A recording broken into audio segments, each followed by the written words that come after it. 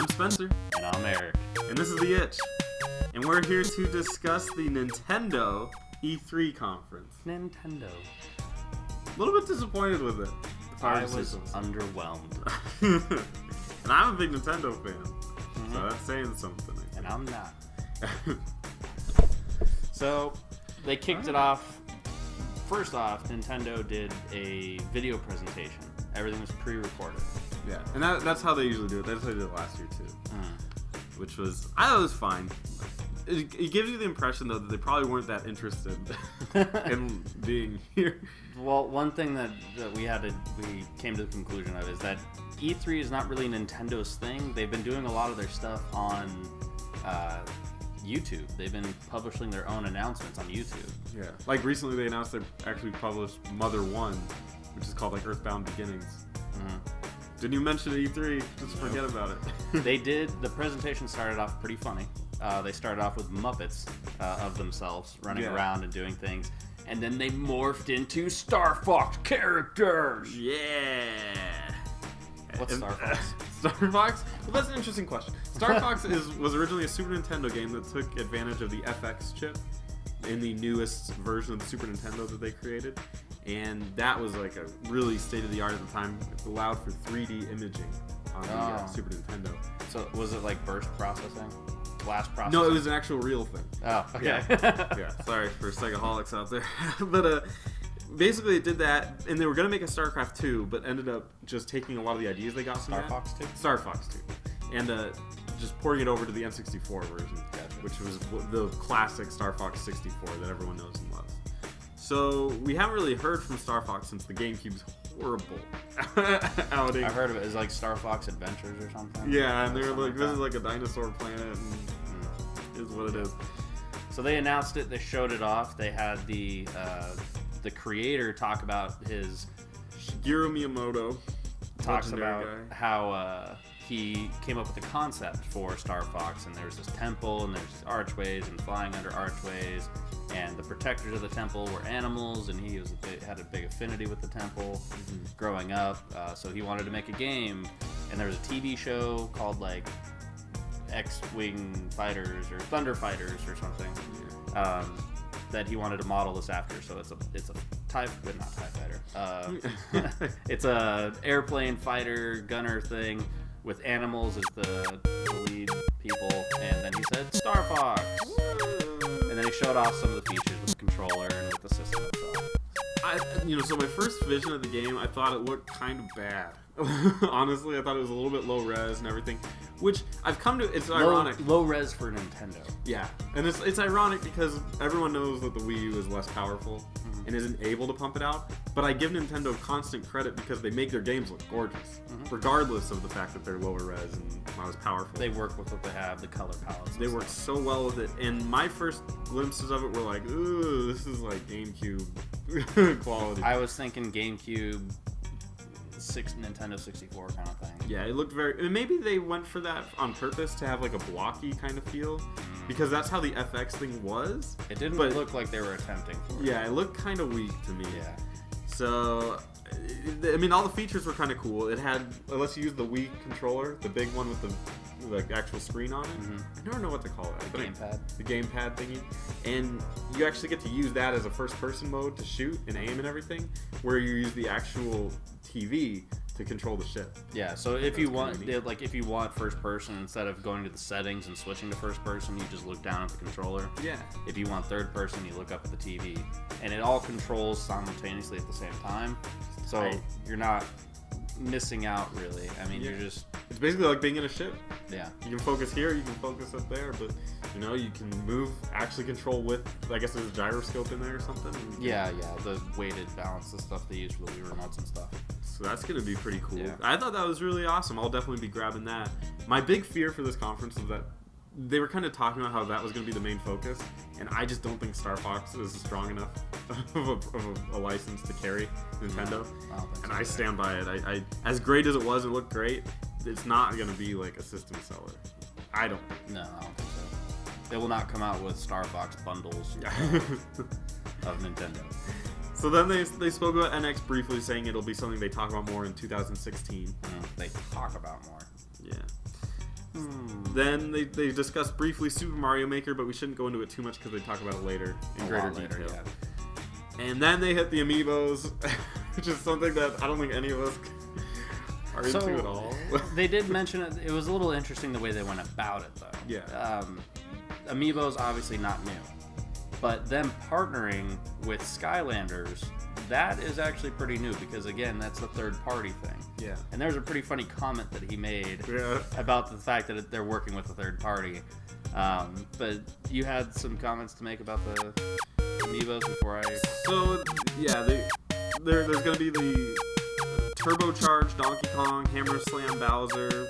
You put them on the portal and they can use the Skylanders, but they can also, there's a switch on them and they can also turn into Amiibos with that kind of functionality. Yeah, you twist the base and now they're Amiibos. So the chip just basically, it blocks one chip and then it blocks the other chip.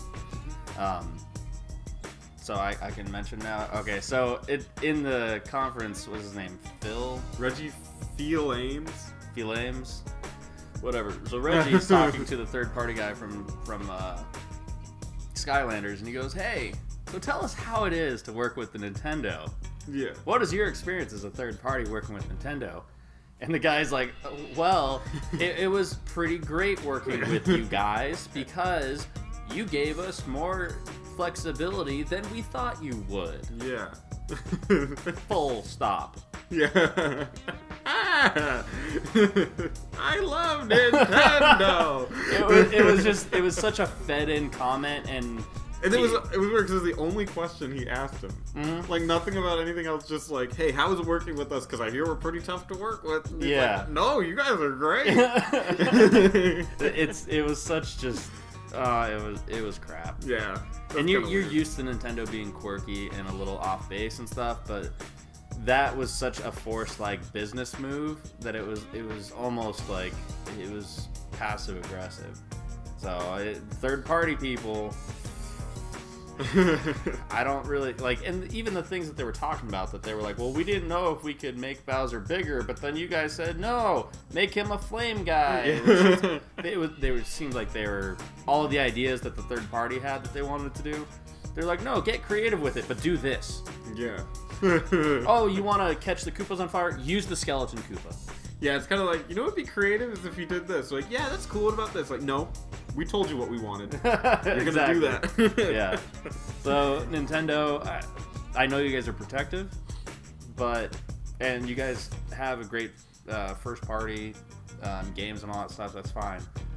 But if you're trying to get out and have third party support and stuff, if that's one of your big pushes right now, if they ask if they can do something, just say yes. Like, you can't be saying no to anybody right now if you're trying to push this. Right. So the next thing you talked about was Triforce Heroes. It's a Zelda game. Mm-hmm. Coming out in the fall of 2015. It's for the 3DS. 3DS, yeah. They actually had a lot of 3DS releases. 3DS is huge. Yeah. So what was up with the Hyrule Legends thing? So Hyrule Legends was basically a remake. I'm sorry, Triforce.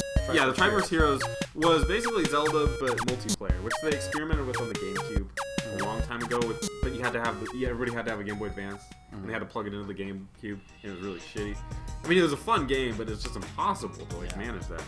Of course, they're doing it right this time. It's just a multiplayer Zelda game on the 3DS, and it's over Wi-Fi, so you don't have to. It's connecting across the world. I'm thrilled. What is that called? Online gameplay, online networking. I can't think of the exact word, but basically you're playing on a server with other people who have the game. I'm You're surfing the web. Yes, intranet. So yeah, it's all online, and you're just playing with other people from across the world, and it looks like a lot of fun. A lot of puzzles and stacking on top of each other to solve things. The totem mechanic. So it's a 3-person thing where you have to stack on top of each other to solve puzzles. The one thing that I kept thinking the entire time they were talking about how you can connect with other people, and the guy was talking about how excited he was, and he had the loudest voice on the team. Yeah. I just imagined him yelling at the game because nobody on there would cooperate to do the puzzle because there's no voice communication. Yeah. So you're just really hoping that the other people want to solve the puzzle and are not just there trolling you, because then you're like, why won't you just stack on top of us? And just yelling at the game because no one's coordinating. There's also like a fashion element with it where you can dress up. Yeah. It reminds me of Final Fantasy X too. Final Fantasy X-2. I never played X-2. There's a fashion element where you dressed up. But in this one, when you change clothes and stuff, you change abilities. So it's kind of like the Mario power-up thing, where if you get the fireball thing, you're shooting fireballs. Well, in this, if you get your pajamas, you get lucky. Did you catch that? No, I didn't. Yeah. I did you not put on catch your that. pajamas, and it's your lucky pajamas. So like you'll get hit, but it uses luck, and you dodge the damage. Kind of like an RPG element and a perverted element. Kind of combined into one. Innuendo. And then they skipped over to what you were kind of also referencing, Hyrule Warriors Legends. This is also for the 3DS. It is just the Hyrule Warriors game that Koei Tecmo helped make, the Dynasty Warriors for the Wii U, and it's just ported to the 3DS with some new characters like Tetra and the King guy, I can't remember his name, from Wind Waker. It looks fun. I'll probably grab it. Yeah. It looks alright. And when is that one coming out? That one is coming out first quarter 2016. So not too far off. And the Triforce Heroes was fall 2015, in case I didn't mention it. I'm not sure. You did not. Okay, so fall 2015, so at this point it's what, 4 months away?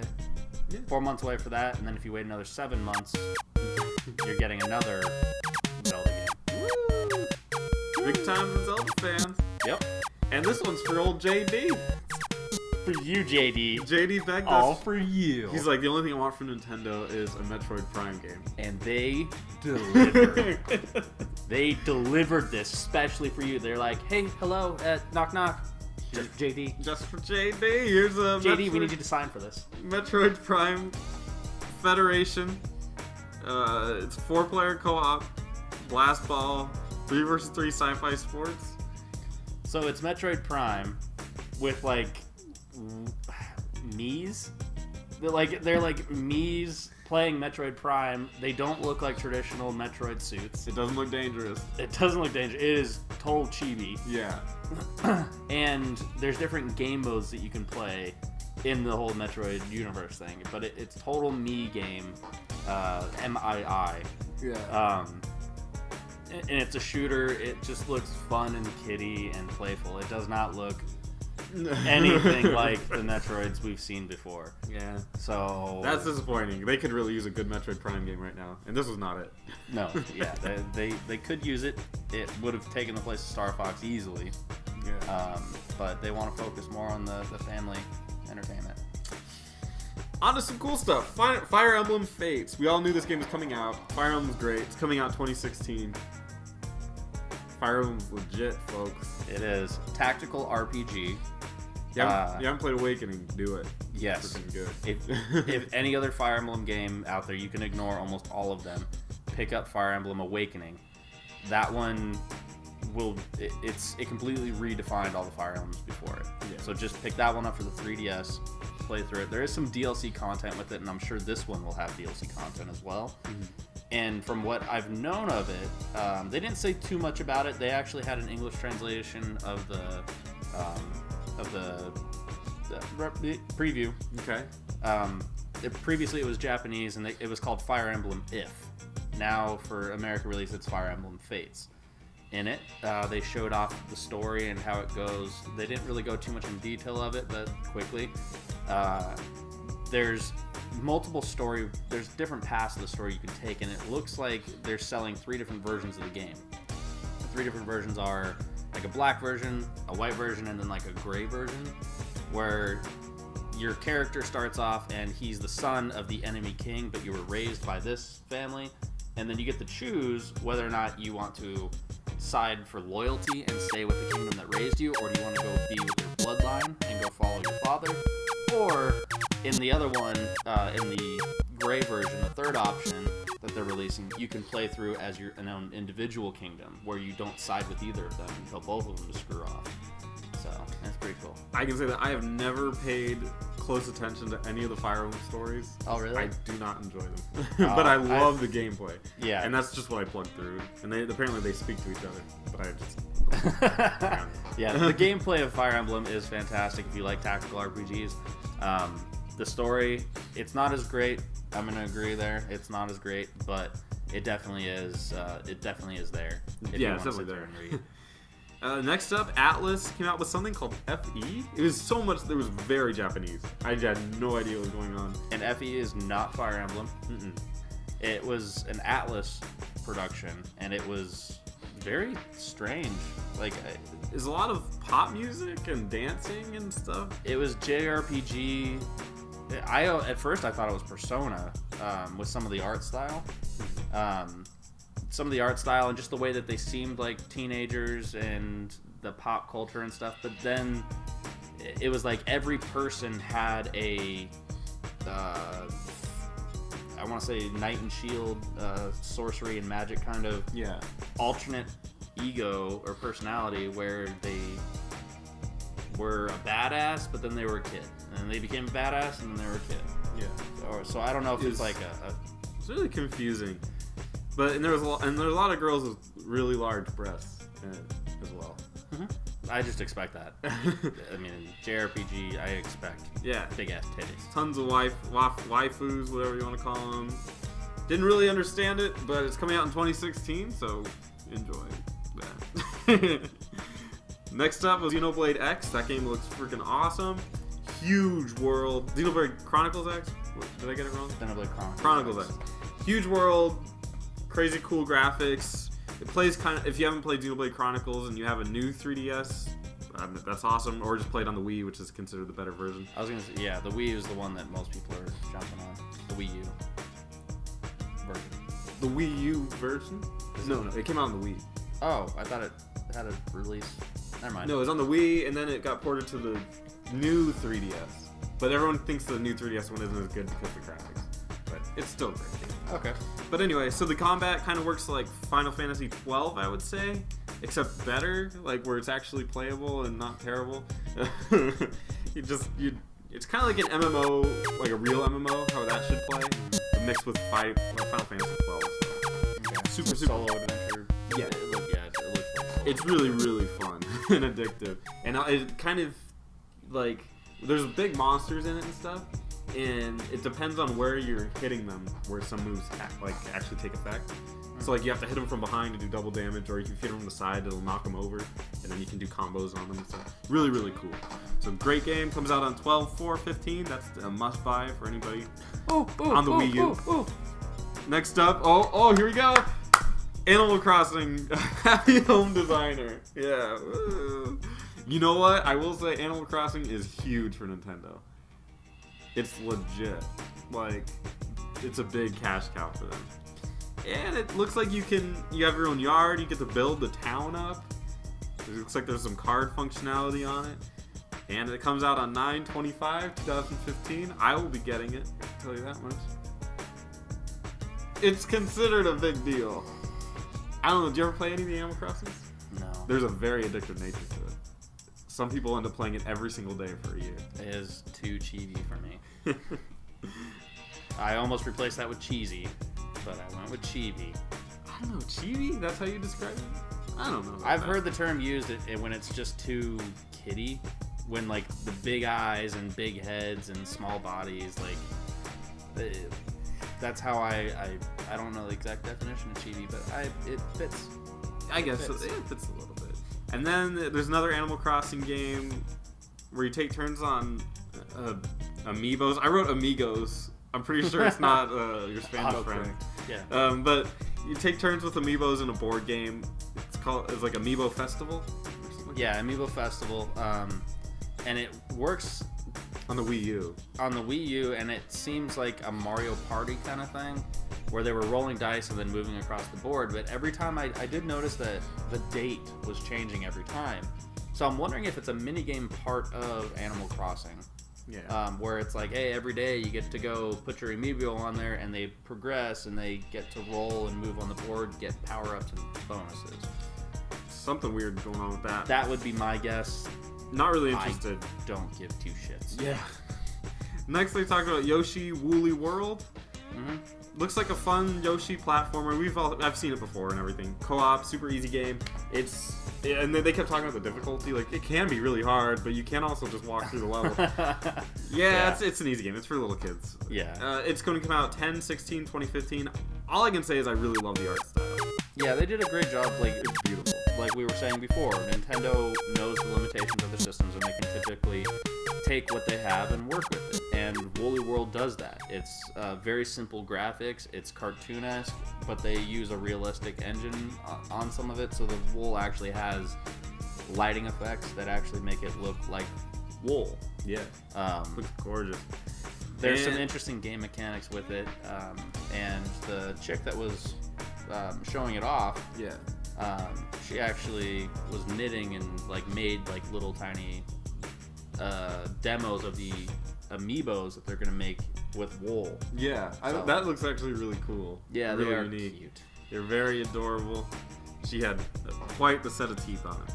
So next up, level 5 is going to release a game called Yokai Watch. Yokai! Oh, this was the... It's kind of like Pokemon is what it seemed like to me, but you find a bunch of different little critters and you battle against the evil yokai to help the town of Springdale in a turn-based RPG. Mm-hmm. So there was like 3v3 battles and stuff like that, so it's like the newer Pokemon, and they're kind of like ghosts or spirits or something that you can only see when you have the little monocle lens or whatever. So it is a little bit like Pokemon, but you're also searching for them. It kind of reminded me of Golden Sun, the dungeon, when you're trying to hunt and find the dungeon. Yeah. That's what it kind of reminded me of. But overall, it looks like it's going to execute its business plan and be a decent game. Level 5, I used to really love them. Mm-hmm. That was like my favorite game company. What did they for make? A while. They made Dragon Quest VIII. Okay. They made Rogue Galaxy, which was an action RPG for the PS2 that was actually fantastic. And they made the Final Fantasy, I believe they made the Final Fantasy 9. I could be mistaken on that for the Game Boy or for the DS, which is also, it was good. It wasn't the right direction, but it was still good. But then they made Ni no Kuni, and some people absolutely love that game. I thought the story and everything was really cool, but the combat in that game was awful. Yeah. I could not get behind that, and I just couldn't keep up with it. I was like, forget it. I heard the later game combat got really dull.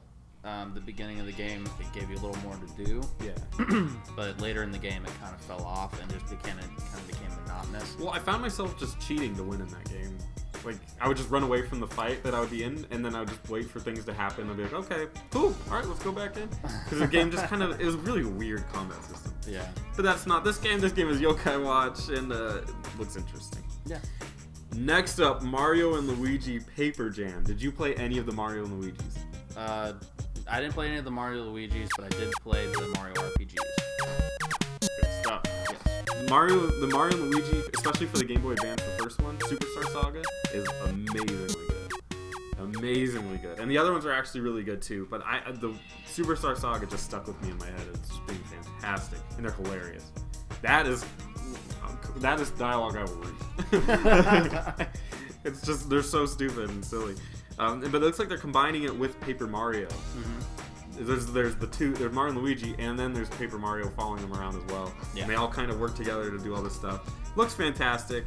I'm all about it. I can't wait. It's going to come out in 2016. I'll be interested to see, because they also kind of blended in some of the traditional like Mario RPG, like Paper Mario, turn-based RPG. But then they also did like live action, like jumping on things' heads, gameplay as well. So combat system seems like it's going to flip-flop between the two. Yeah, they cannot fail.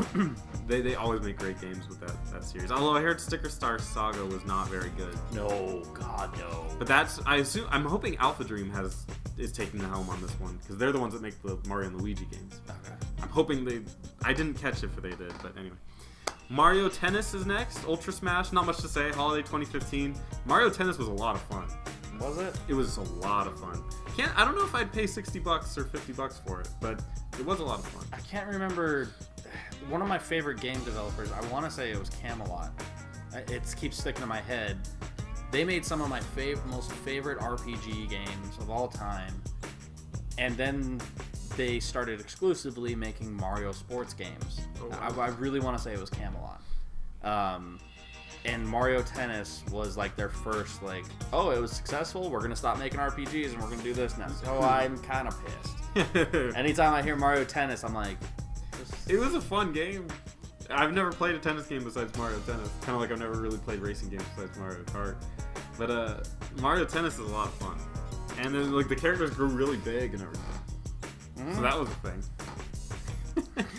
Next up, Mario Makers. They discussed Mario Maker. There's people swimming where they shouldn't be and stacking when they shouldn't be, and forces you to. And they talked about game design, which I thought was just so entertaining to listen to and talk about it, because he's the master of it. He's like kind of started the real push for clever game design. Wasn't it? It was translated too, right? Yeah. If I remember right. So this section was translated, and the guy was like, "I'm really kind of mean." Yeah. And he's like, "I'll put something rewarding next to something that can kill you."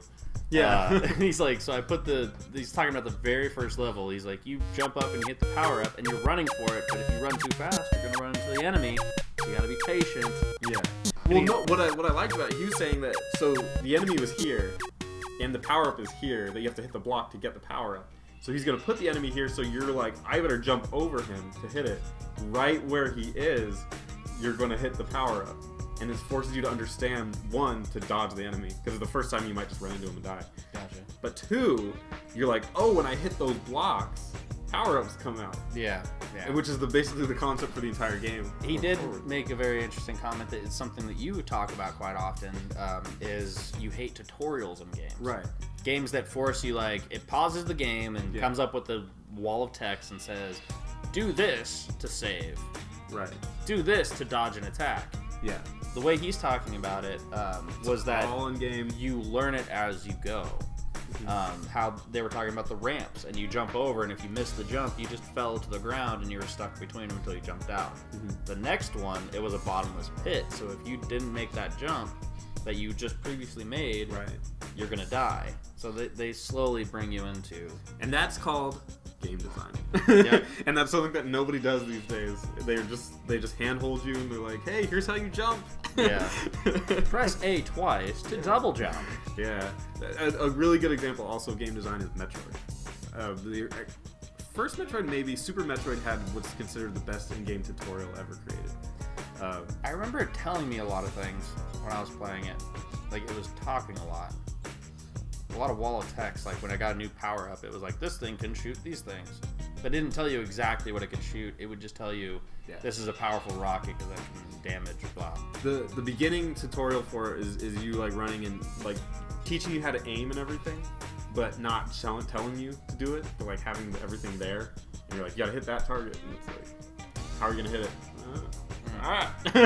So it's awesome to think about that. Obviously, the Mario Maker is going to be probably pretty gimmicky and not for everybody, and I'm pretty sure people are going to be tired of it pretty quickly. Yes, that's what it seems like to me. But it's cool that they have it. It is really cool that you can create your levels and then send them out. Yeah. So other people all over the world can be playing your map, and I'm actually curious at how much that's going to push people to want to make a great map. Because they're going to have some kind of star system. They better have some kind of star system that says, yes, this is a fantastic map. If they don't, then you're just going to be playing through a lot of crap. Yeah, wading through shit. Exactly, to find the good ones. But that was pretty much how it ended. They ended with a musical montage of Mario songs that was pretty terrible. Yeah, whoever, and mind you, like we said, this was all pre-recorded stuff. Yeah. That song at the end was not well put together. The verses, like, it wasn't seamless. It didn't go in and out like they wanted it to. It was, honestly, it was really bad. It's pretty hard to listen to, and they invited everybody to join it and create their own content for it. Yeah, well, did you write the website down? No. Okay, neither did I. But it was for a good cause. Go to the Nintendo website, they'll have it all the information for you. I was super disappointed. I was dead set on the idea that they were going to announce Mother 3. I was dead set. I was like, there's no way they're not going to announce Mother 3. And I was let down. Hopefully they announce it, because they've already announced the Mother prequel. Or not necessarily prequel, but first game in the series, so very disappointed. I will say that this E3 presentation, I was underwhelmed. Taking a step back, though, looking at Nintendo, their business model, the way they've been pushing a lot of their content out, they're not waiting till E3 to show you what they're doing. They're doing a lot of it on their YouTube channel. So, yes, it was a bad E3 showing, but as far as Nintendo goes, I don't think they give a shit. Yeah, that sounds about right. Definitely seemed that way. Cool. What was your favorite part of E3? E3, Nintendo. No. We Wing Nintendo, of course. Yeah. Make sure to. I mean, I'm Spencer though. And I'm Eric. And make sure to like, comment, subscribe. Make sure to check us out on This Is the Itch on Twitch. We do new videos. Everyone! Thanks for watching. So I heard about Star Fox. I didn't see it. We can make a game that, so you know, well, you can make a game that you could do anything. Yeah. Hello, everyone. Reggie! I realized something when I was training with all of those classic games. Nintendo's great. I really had the best job in the world. Tanner, I have to ask you something. Would you give me my old job back? But what will I do? Do you have any skills? 日本語喋れますよ。 Oh, great. Bill, you're fired. You're a virtual time.